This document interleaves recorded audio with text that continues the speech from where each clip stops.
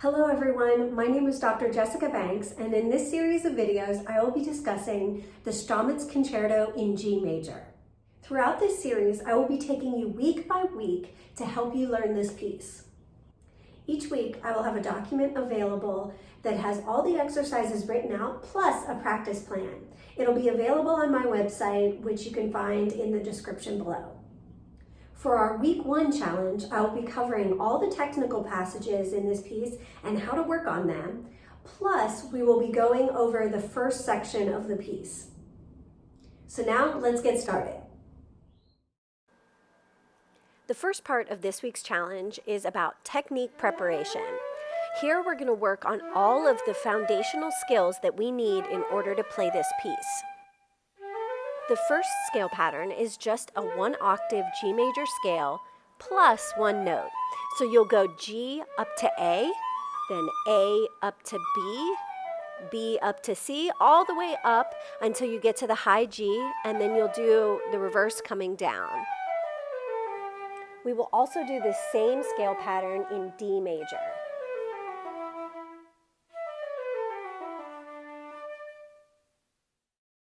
Don't forget, I have all of these exercises written out in a worksheet which you can download in the link below.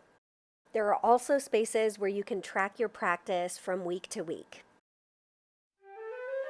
The second scale pattern can be practiced in both G major and D major and focuses on making tiny loops around each of those scales.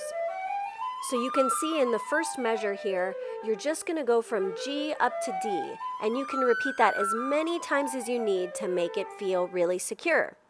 Then in the next section, you'll actually go from the tonic note, so here we have D major, and you'll go up to the second note in the scale, E, just an octave up. Again, you just make that circle as many times as you need to get that technique clear.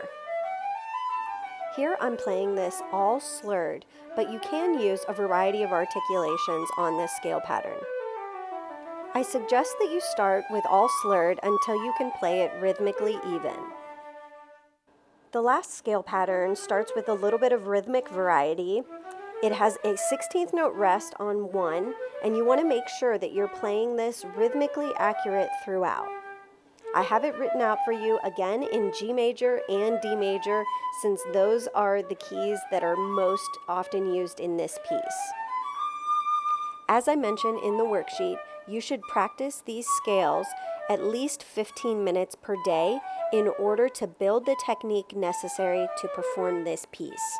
It isn't necessary to play every scale pattern every day, but instead you should focus on getting the most technical and rhythmic accuracy in whatever scale pattern you play that day. The second part of this week's challenge focuses on the technical passages found throughout this piece. So here I have isolated the 6 passages that I think are most difficult in the piece, and you're going to practice each passage every day for about 2 to 3 minutes. You want to use a timer as you're practicing, and you need to play this very slowly. The focus is on note and rhythm accuracy, not on speed. If you do want to increase the speed, I encourage you to practice like I'm doing here by playing beat to beat. Doing these short repetitions at a faster tempo is fine as long as you can keep the accuracy. Here is a list of all the technical passages that you should work on each day.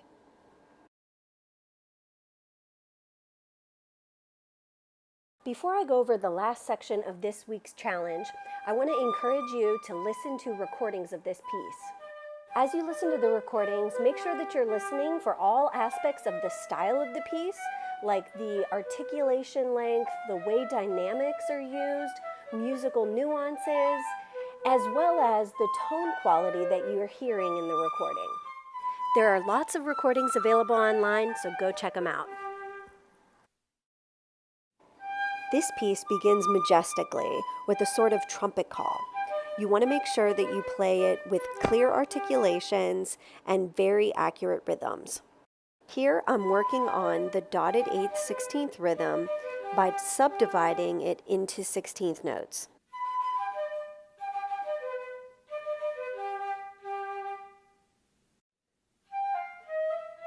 The next section of the piece is marked dolce, and it should be played in a sweet but also playful manner. In future videos, we'll talk more about the musical nuances, but right now we're focusing on learning the notes and rhythms first. One of the most challenging parts of learning this piece is dealing with all of the grace notes. Let's look at a few examples. In measure 58, we have a D to D grace note, which should be played quickly and before the beat. In some editions, you might have a grace note at the beginning of measure 59 or 60, and those should be played rhythmically and on the beat. Let's listen to it one more time.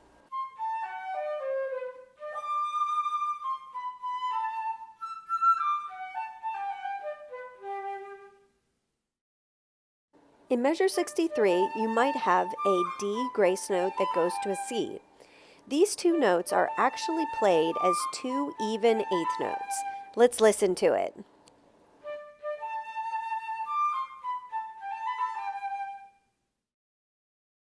Unfortunately, the grace note notation during this time period was not always consistent. Because of this, it's hard to know when to play grace notes fast and before the beat, and which ones are supposed to be played more rhythmically and on the beat. Without going into a 45-minute lecture about how to determine the way to play the grace notes, the best way that you can learn this piece is by listening. Listen to lots of different performances so that you can hear the different ways to interpret not just the grace notes, but the music in general.